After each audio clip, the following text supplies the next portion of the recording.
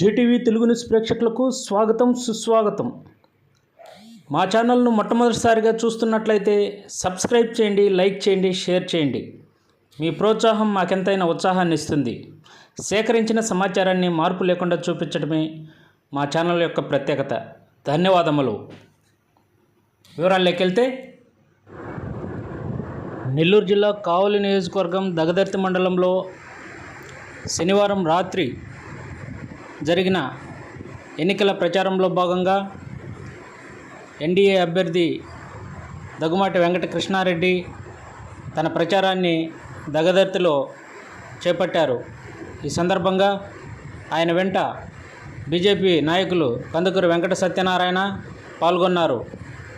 దగదర్తిలో జరిగిన ఈ కార్యక్రమాన్ని మాజీ టీడీపీ ఇన్ఛార్జి మాలేపాటి సుబ్బానాయుడు, మాలేపాటి రవీంద్రనాయుడు ఆధ్వర్యంలో ఘనంగా వారికి స్వాగతం పలికారు.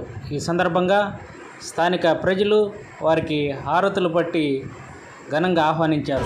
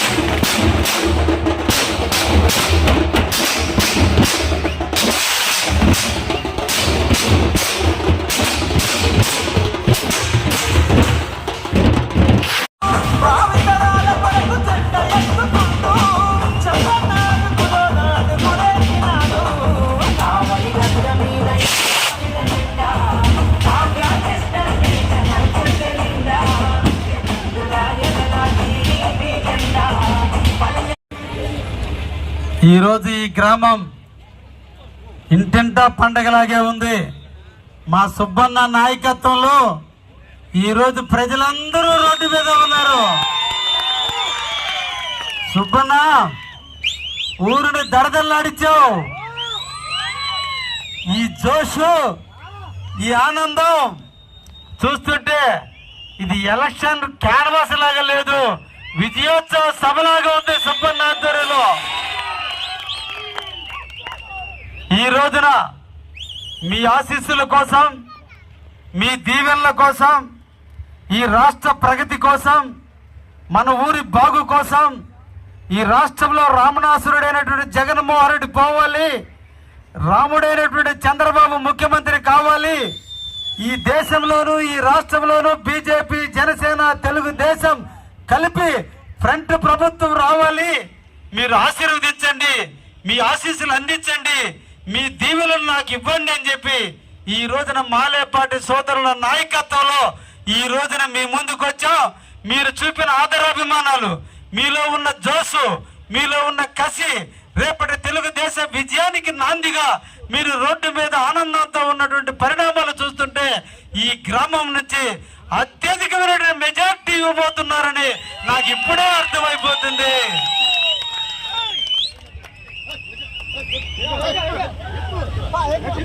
కొద్దికి డ్రైనేజీని పూర్తి చేసుకుందాం. తెలుగుదేశాన్ని దీవించండి. ఈ రోజు దగదత్తి చెన్నూరు మధ్య ఉన్న పైడేరు బ్రిడ్జిని త్వరితగతిన పూర్తి చేసుకుందాం. తెలుగుదేశానికి ఓటేయండి, సైకిల్ గుర్తుకు ఓటేయండి. దగదత్తిని కలిపి వెలుపోడు, చెన్నూరు, తణుకులూరు రోడ్లని నున్నటి రోడ్లుగా మార్చుకుందాం. ఇవన్నీ జరగాలంటే ఈ రాష్ట్రంలో తెలుగుదేశం గెలవాలి. కావలిలో తెలుగుదేశం ఎమ్మెల్యేగా నన్ను, ఎంపీగా వేమిరెడ్డి ప్రభాకర్ రెడ్డి గారిని మంచి మెజార్టీతో గెలిపించండి అని చెప్పి ఈ ప్రాంత ప్రజలందరినీ కోరుకుంటున్నా. సోదరులారా, ఈ రోజున మనం 2014 సంవత్సరంలో ఈ రాష్ట్రం విడిపోయింది. విడిపోయినప్పుడు ఈ రాష్ట్రంలో ఉన్నటువంటి ప్రజలందరూ కూడా తెలుగుదేశాన్ని ఆశీర్వదించారు. నారా చంద్రబాబుని ముఖ్యమంత్రి చేసుకోవడానికి ఎమ్మెల్యేలను గెలిపిస్తే, కావలి నియోజకవర్గం ప్రతాప్ కుమార్ రెడ్డిని గెలిపిస్తే రాష్ట్రంలో చంద్రబాబు ముఖ్యమంత్రి అయినా ఇక్కడ ఓడిపోయినా ఏ ఒక్క రోజు కూడా మాలేపాటి సోదరులు కానీ బేద రవిచంద్ర కానీ తెలుగుదేశం పార్టీ కానీ ఏ ఒక్క రోజు కూడా ఈ ప్రాంత ప్రజలు ఓడించాలనే ఆలోచన లేకుండా నిరంతరం ఈ ప్రాంతాన్ని అభివృద్ధి చేయాలి, ఈ ప్రాంతంలో ఉన్న పేద బడుగు బలహీన వర్గాల కోసం రోడ్లు నిర్మించాలి, కాలువలను కట్టించాలి, చెరువు కట్టలన్నీ మరమ్మతులు చేయాలి, అదేవిధంగా సోమశిల కాలువ నీళ్లు యథేచ్ఛగా ప్రజల పొలాల్లోకి వచ్చే విధంగా తీర్చిదిద్దాలి. డిఎం ఛానల్కి టెండర్లు పిలిచారు, డిఆర్ ఛానల్కి టెండర్ పిలిచారు. అన్ని కార్యక్రమాలు కూడా జరిగింది ఒక్క తెలుగుదేశం హయాంలోనే. కానీ మనమేమో ఎమ్మెల్యేగా వైసీపీని గెలిపిస్తే పనులు చేసింది తెలుగుదేశం. కానీ తర్వాత 2019 ఎన్నికల్లో వైసీపీ ప్రభుత్వం వచ్చింది, మళ్ళా ఎమ్మెల్యేగా అతన్నే గెలిపించారు. కానీ 5 సంవత్సరాల కాలంలో ఏ ఒక్క అభివృద్ధి అయినా కూడా ఈ దగదత్తి గ్రామంలో కానీ దగదత్తి మండలంలో కానీ ఏ ఒక్కటైనా జరిగిందని దయించి ఆలోచించమంటున్నా.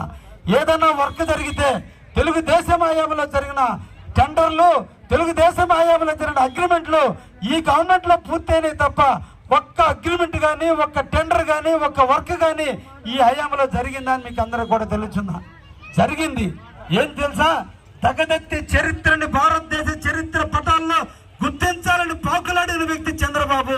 దామారం ఎయిర్పోర్ట్ తీసుకొచ్చి ఈ దేశంలో ఉన్న ఇండస్ట్రీస్ అన్ని కూడా దగదత్తికి తీసుకొచ్చి దగదత్తి మండలంలోని యువకులందరికీ కూడా ఉద్యోగాలు ఇవ్వాలి, ఈ ప్రాంతాన్ని అభివృద్ధి చేయాలని పాటుపడ్డ వ్యక్తి చంద్రబాబు అయితే మీరిచ్చిన పొలాల్లో 5 వ్యవసాయ పొలాలు, అప్పటి వరకు పండుతున్న పొలాలని ఈ రోజున ఆ పొలాలను ఈ రోజు గుంటలు చేసి గ్రాములమ్ముకోవడానికి ఉపయోగపడ్డ వ్యక్తి తప్ప ఈ ప్రాంతానికి అభివృద్ధి చేయనటువంటి ప్రతాప్ రెడ్డి మళ్ళా మనకు అవసరమని దయించి ఆలోచించమంటున్నా. ఒక్కసారి ఆలోచించండి. మన కుటుంబ యజమాని తన కుటుంబంలో పిల్లల్ని పెద్దల్ని సాక్కుంటూ గుట్టుగా ఏదైనా ఇబ్బంది వచ్చినా రక్షించుకుంటూ కుటుంబ యజమాని ఆ కుటుంబాన్ని కాపాడుకుంటాడు. నియోజకవర్గ యజమాని ఎమ్మెల్యే. ఎమ్మెల్యే అంటే నియోజకవర్గ యజమాని. ఈ నియోజకవర్గంలో ఏ ఇబ్బంది వచ్చినా, ఎక్కడ రోడ్లు లేకపోయినా, ఎక్కడ కాలువలు లేకపోయినా, ఎక్కడ మంచినీటి సదుపాయం లేకపోయినా, ఎక్కడ పేదవారికి ఇల్లు లేకపోయినా ఇవన్నీ కట్టించి ఇవ్వాల్సిన బాధ్యత తీసుకోవాల్సిన ఎమ్మెల్యే. గత 5 సంవత్సరాల నుంచి ఎక్కడ చెరువులో మట్టి ఉంటుందో ఎమ్మెల్యేని అడిగితే తెలుస్తుంది. ఎక్కడ ఊర్లో ప్రజలు ఎలా ఉన్నారని అడిగితే తెలియదు. కానీ ఏ చెరువులో ఎంత మట్టి ఉంది, ఏ ప్రాంతంలో ఎంత గ్రావులు ఉంది, ఎక్కడ ఇసుక ఉంది, ఎక్కడ ప్రభుత్వ భూములు ఉన్నాయి, ఎక్కడ పంట కాలంలో ఉన్నాయి ఆక్రమించుకుందామని చెప్పి ఆలోచించే వ్యక్తే తప్ప ఈ ప్రాంత అభివృద్ధికి పాటుపడినటువంటి ఎమ్మెల్యేని మళ్ళా 3వ సారి ఏమని మనందరి ముందుకు వస్తున్నాడు. ఆలోచించండి. ఎవరో చెప్పారనో, తాయిలాలు ఇచ్చారనో, గిఫ్ట్లు ఇచ్చారనో, బహుమతులు ఇచ్చారనో, ఏదో డిన్నర్లు ఇచ్చారనో మనం ఓటు వేసేటప్పుడు ఒక్కసారి తప్పని అడిగేస్తే మళ్ళా మన జీవితాలు 5 సంవత్సరాల పాటు వెనుకకు పడితే మనం ఓడించినా అభివృద్ధి చేసింది తెలుగుదేశం, మనం గెలిపించిన ప్రతాప్ కుమార్ రెడ్డి ఒక్క పని చేయాల. కాబట్టి గెలిపించే పార్టీని గెలిపించాలి, పనులు చేసేటువంటి తెలుగుదేశాన్ని ఆశీర్వదించాలి, పనులు చేసేటువంటి చంద్రబాబుని ఈ రాష్ట్రానికి ముఖ్యమంత్రి చేసుకుంటే మనము, మన ప్రాంతం, మన ప్రజలు, మన జిల్లా, మన ఊరు అన్ని కూడా అభివృద్ధి చెందుతాయి. అందుకనే చంద్రబాబు చెబుతున్నాడు, ఇప్పటికున్న పథకాలే కాకుండా ఈ రాష్ట్రంలో ఉండేటువంటి యథాతథమైన పథకాలన్నీ కొనసాగుతాయి. వాలంటీర్ వ్యవస్థను తీసుకొస్తాం. ఉదయాన్నే 5 గంటలకే లేపి ప్రతి నెల 1వ తేదీన పెన్షన్ ఇస్తాం. అన్ని కార్యక్రమాలు జరుగుతాయి. వీటికి అదనంగా మళ్ళా పేదవాళ్ళని ఆదుకోవాలి, పేదవాళ్ళని దీవించాలి, పేదవాళ్ళని ఇబ్బందులు పెట్టకుండా సాగాల్సిన అవసరం ఉంది.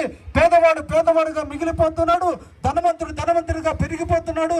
పేదవాడికి ధనవంతుడికి మధ్య